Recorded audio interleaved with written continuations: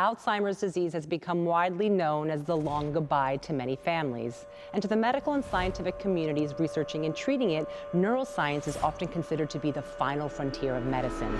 Today, a comprehensive discussion on understanding Alzheimer's disease, what we can do about it, and one couple's mission to affect change in their community. I'm Ereka Vetrini. Access Health starts now.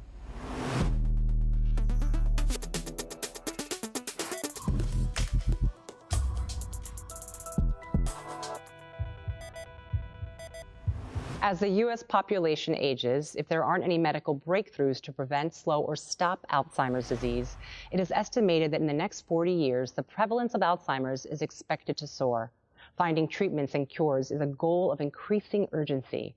My first guest today, Maria Carrillo, Chief Science Officer of the Alzheimer's Association, is here with us. Welcome, Maria. Great to be with you. I'm so glad you're here. These statistics are staggering.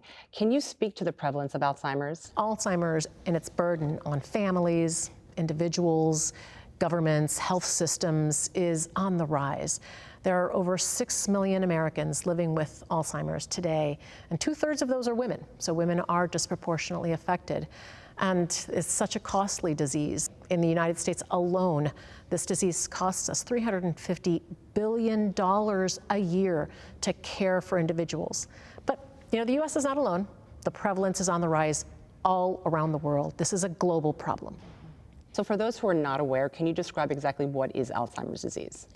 Alzheimer's is a prevalent and fatal disease of the brain. It is a disease that really slowly robs you of memory, thinking, and then later even the ability to do everyday activities. It's a disease that is progressive, and so ultimately it will cause death. But in the beginning especially, it starts with slow and sometimes mild memory changes. These memory changes can be people forgetting words, people forgetting dates, people repeating the same things over and over again. But ultimately, over time, it impacts how a person can actually take care of themselves and will need 24-hour care towards the end stage of the disease. It is one of those diseases that affects not only the individual, but the entire family. People often associate dementia with Alzheimer's disease. They're not one and the same, though. No, and that's a great question we get all the time. And how do you differentiate between dementia and Alzheimer's? An easy way to think about it is that dementia is a term that is really an umbrella term that describes a syndrome of memory problems, thinking, confusion. And Alzheimer's is actually the most common type of dementia. But there are other types of dementia. We think of frontal temporal dementia, dementia with Lewy bodies, even Parkinson's type dementia. But again, Alzheimer's is the most prevalent. It's important to get the right diagnosis, what type of dementia, so that we can treat and care for our family members the best way possible. Alzheimer's disease is expected to have increasing disparities among communities of color in just the next 10 years. By the year 2030, Latinos and African Americans will make up nearly 40% of the families who will be impacted. Inspired by first-hand experiences, Ralph and Molly Richards have made it their mission to connect the Black and African American communities to the available support or resources for Alzheimer's and dementia. My father was diagnosed with dementia when I was 17 years old, and to see him decline and do things that weren't normal was really hard for me. I needed to help take care of my father, become a caregiver, because he was wandering, he was leaving the stove on, he was getting lost, and my mother had to go to work. So I stayed home and worked full-time and went to school part-time to help my mom. I didn't know what Alzheimer's or dementia was. I had no idea what it was. My dad was widowed when I was 19 years old, and later in life he remarried. And when he remarried, over a period of time, he discovered that his wife was diagnosed with Alzheimer's. And he would do everything for her. He would cook for her, he would bathe her.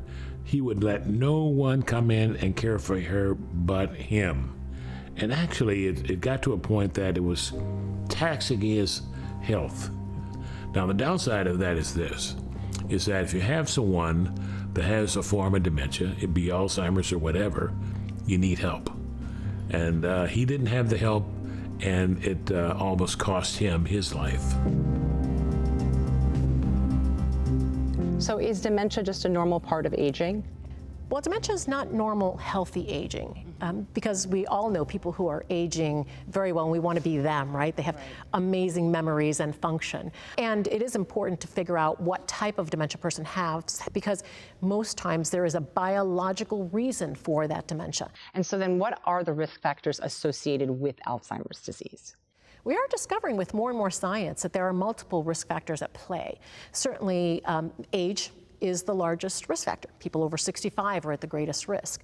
But beyond that, there's also hereditary components, family history, genetics, and also cardiovascular health. That tends to be an increased risk factor for Alzheimer's. That includes diabetes, heart disease in terms of stroke, cholesterol, and high blood pressure. All of those dramatically increase your risk for Alzheimer's. And lastly, of course, 2/3 of Americans living with Alzheimer's are women. So women are disproportionately affected not only through that risk, but also because they are the majority of the caregivers for people with Alzheimer's. So we are hit with a double whammy, and women are at the epicenter of the Alzheimer's crisis. Such good information, Maria. You're going to stay with us. And coming up, we'll be joined by some special guests to discuss the importance of recognizing Alzheimer's early. But first, we recently caught up with Maria Shriver, founder of the Women's Alzheimer's Movement, for an important message. Take a look. As you may know, the topic of Alzheimer's is near and dear to my heart and began in 2003 when my dad, Sergeant Shriver, was diagnosed with Alzheimer's. The more I witnessed this brutal disease in action, the more committed I became to using my voice to raise awareness about it. And by 2010, when we put out the Shriver Report on Alzheimer's with the Alzheimer's Association, I knew that my focus would be around the startling facts that we discovered. Those numbers were the genesis for the founding of the Women's Alzheimer's Movement, or WAM as we call it for short.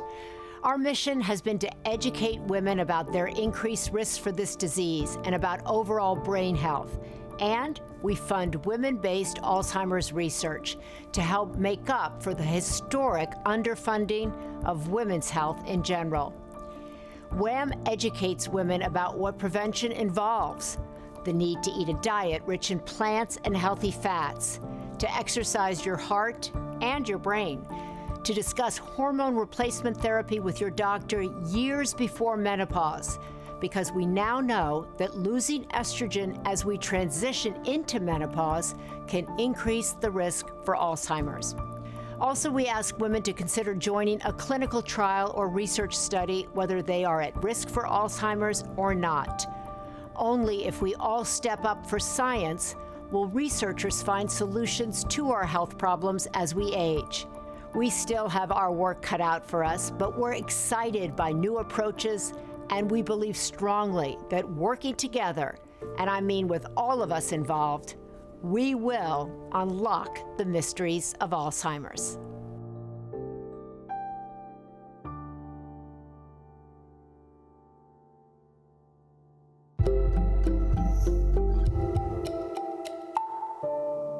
Ralph and Molly Richards worked for years in the medical field in and around Rochester, New York. She was the director of rehabilitation at a long-term care facility. He had a successful career in medical imaging sciences. My specific specialty was in MRI, where we imaged the brain. And a lot of the images we were looking at were people with Alzheimer's. And we looked at it over a period of time. With Alzheimer's, the brain just shrinks, and we saw that. My really interest came when someone approached me and asked me would I consider being on the board of directors of the Alzheimer's Association in Rochester, New York. And I learned a lot through that, because with that also, I was a community educator. I was actually going around and educating a lot of people. And I said, why is it that the people didn't know who to go to and what to do? And that's why we explored it a little further. Recent studies show that Alzheimer's disease can begin up to 20 years before symptoms arise, starting with changes in the brain that may not be noticeable to the person affected. Here with me to add to this important discussion is Dr. Rachel Buckley, Assistant Professor of Neurology at Massachusetts General Hospital, and Dr. Julie Schwartz, a board-certified neurologist and clinical trial investigator from Aventura, Florida. Maria, thank you for sticking around. Ladies, thank you for joining me. So Julie, first question, what's the difference between warning signs and signs of aging? That's a good question, Ereka. As we age, it's very common to forget a word, have a senior moment. But when the forgetfulness becomes continuous and progressive over time, that's when we become concerned that perhaps there's a problem. Repeating yourself continuously, forgetting recent conversations, misplacing personal items, even getting lost behind the wheel, getting disoriented. These kinds of signs, when they persist and are continuous over time, are a warning sign that perhaps there's an early neurodegenerative process like Alzheimer's disease. It's common for patients to lose their insight, to lose their ability to understand that the disease is ongoing. To family members, it can appear like denial, but it really isn't. It's truly the person's inability to understand that they're losing their memory, which is why it's very common for the spouse to bring them to the office or for another loved one. And the actual patient tells me that they're fine. And so then how eventually are they diagnosed? The history is crucial. All the warning signs that we just talked about, we ask all of those questions. And then we do cognitive screening, simple questions, checking for orientation, recall, asking patients to repeat a certain phrase, to write for us, to copy a figure. When we see the results of the cognitive screen, that gives us an indication as to whether we go to the next step and do further testing, because it's so important that these patients come in and get an early diagnosis.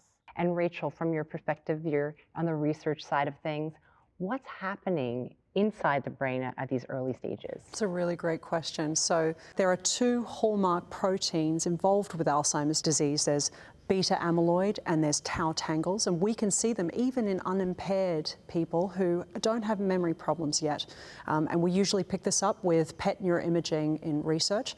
Over time, it gets more and more plaques appear in the brain, and at some point, a few years down the line, that's when the tau tangles start to appear, and we can also see that on PET neuroimaging.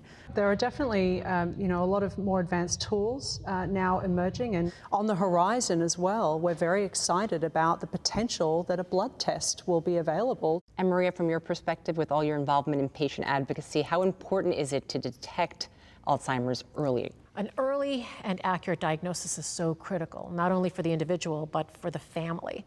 It's important for a family to know why their loved one might be experiencing changes.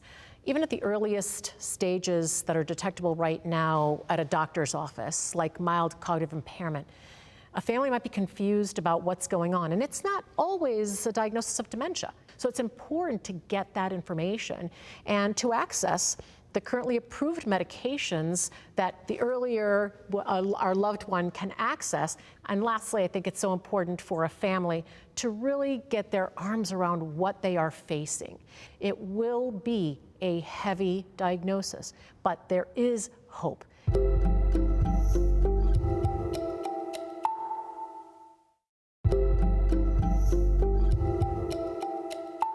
According to research from the Alzheimer's Association, African Americans are twice as likely to have a diagnosis of Alzheimer's or another dementia, and Latinos 1.5 times more likely. Ralph witnessed the lack of awareness and was inspired to open a community Alzheimer's education office. So what we wanted to do, we wanted to work where the people of color would be, most of them would be, and that's why we went to the churches. So we started from there, and we would actually communicate with a lot of the pastors and ask to be able to come in and speak to their congregation. And we got a lot of pushback, because there's a lot of stigma related to Alzheimer's, particularly in the African American community. And basically because we didn't know that much about Alzheimer's, and it had a negative connotation to it. African Americans didn't share information with each other and with the community. And I don't think it was because the community wasn't supportive. It's just that it was a privacy situation. You just didn't discuss it with other people. Even we would do health fairs. We'd set a table up, and the cloth would have Alzheimer's Association. People would walk past the table and then go away from the table as if they could catch it by coming over and talking to us. And so we had a lot of work to do in getting people to trust us, believe in us, and feel comfortable. People would come to us after church privately. We had meetings in garages, front porches, kitchens, living rooms, because people were more comfortable doing one-on-one. And we had to work really, really hard to break down that barrier. But eventually, the stigma began to decrease, and they started coming to some of our presentations. From awards and accolades to personal stories of gratitude, their work in the community has not gone unnoticed. Ralph and Molly were introduced to us by our Veterans Ministry leader, and we have been excited to partner with them and the Alzheimer's Association of Indiana, and they've done a series of presentations on memory loss. Ralph and Molly are perfect for this role because they know how to approach churches, and they help to disarm a lot of the fears and barriers that would prevent people from learning and taking advantage of this information. There's a great need for what Ralph and Molly do. It excites me because I was a hospice social worker. And in the African American community, there's not a lot of awareness about how to approach that situation. So them presenting information pertaining to Alzheimer's disease and how to cope with it is very essential and beneficial to families to help better equip them. For Ralph and Molly, the rewards are in the results.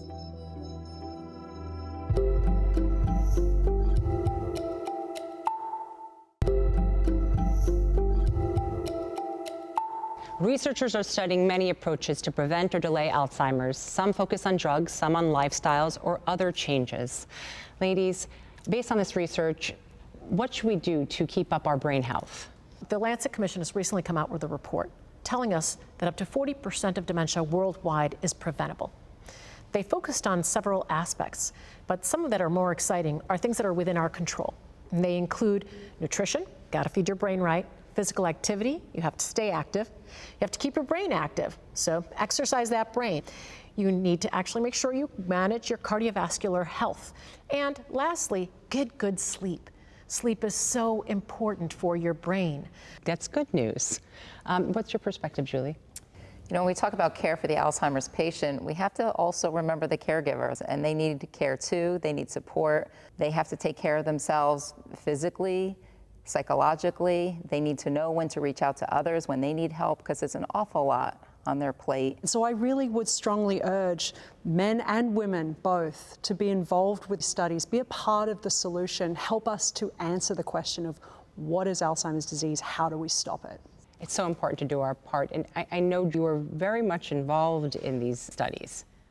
I cannot emphasize enough the importance of clinical trials and participation in clinical trials. It's the only way science advances. It's the only way we'll learn and be able to come up with solutions and treatment. When a cognitively normal patient participates in a trial, it really helps us in terms of early detection. Returning to their hometown of Indianapolis, they continued their outreach efforts with the Alzheimer's Association. Always striving to be part of the solution, Ralph and Molly Richards, they became involved with the Community Advisory Board at the Indiana University Alzheimer's Disease Center, where they're focusing on increasing diversity and research study participation. About 5% of African Americans participate in Alzheimer's trials. Okay, that's a problem because when a medication is going to be developed to slow down the progression of the disease or to cure the disease, it might not work for us because our bodies are different. They know now that African Americans can have a high degree of amyloid plaques in our brain, but it doesn't impact us the same way it does whites. So it's so vital that we get different cultures in studies so we can find out the difference between them so the medication can be targeted for that particular population. We're not all alike.